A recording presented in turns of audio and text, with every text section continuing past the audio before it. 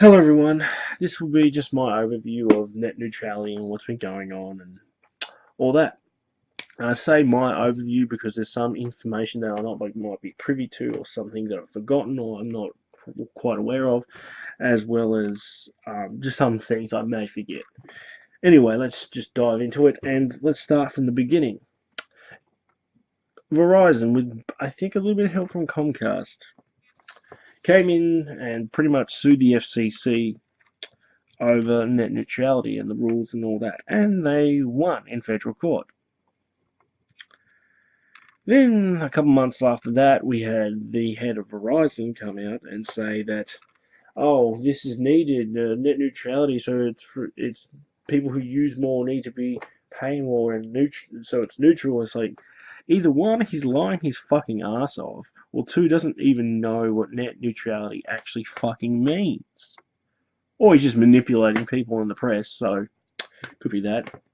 Then we've had Google and a lot of other big internet like Facebook and Twitter companies come out and in support of keeping net neutrality, obviously for their own agenda, so they don't have to pay so much to Verizon and all that, so their users can actually get on there easier. So yeah, they've got their own agenda, but at the same time they're doing it for a good cause, a good reasoning. A lot of people are like, oh, what's going to happen? Well, most likely these companies are going to have to pay a lot more money. It's going to might even go to the concept that you actually have to be like cable companies, and you'll actually have to pay more to get onto certain websites and they have certain bandwidth and stuff like that.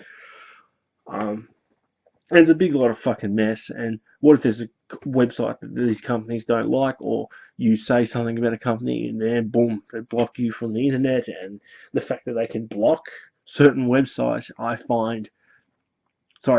fucking hate censorship. Sorry about that, but I fucking hate censorship in any way, shape, or form along those lines. But yeah, then and here's the totally ironic thing. All of this could have been fucking avoided. You want to know how? Simply reclassifying Verizon and Comcast and any of these internet service providers as common carriers, they would have still been held under the net neutrality laws. But because they didn't reclassify them, we now have to deal with this fucking bullshit. So that's fucking fantastic. Something that could be simple. It's like people who are leading these corporations and all that are just fucking morons. Now I say that with an asterisk because the chairman of the FCC, and I'm pretty sure it is Chairman Wheeler, yep, Tom Wheeler, used to be a member of the NCTA, which is the, the National Cable Television Association, which from my understanding used to be they were a lobbyist group to certain corporations and all that. So is there a possibility that he still has membership with the NCTA and is lobbying towards, and actually was an insider for the FCC, not to get into conspiracies here, but was an insider in the FCC and actually said, oh, you guys shouldn't be doing this, you can make a lot more money this way? Was he an insider and did this and become a corrupt fucking arsehole? Well, don't put it past him. I don't put it past anyone in a major job, because yeah, you can't trust government, you can't trust corrupt assholes. That's the unfortunate of the world we fucking live in. So it's not bad enough for her to deal with SOPA, PIPA, CISPA, in prison with the NSA watching everyone, be it American citizens and all that. Oh, it's all under the concept of stopping terrorism. Okay, yeah. It's not got nothing to do with about spying on other countries or anything like that. No, not at all.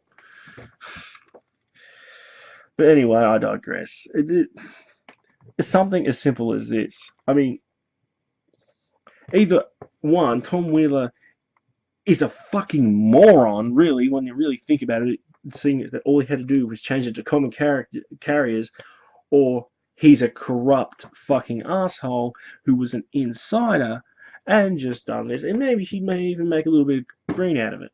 I wouldn't be surprised. I mean, he probably was an insider. Now, this is just my opinion and my own perspective on it.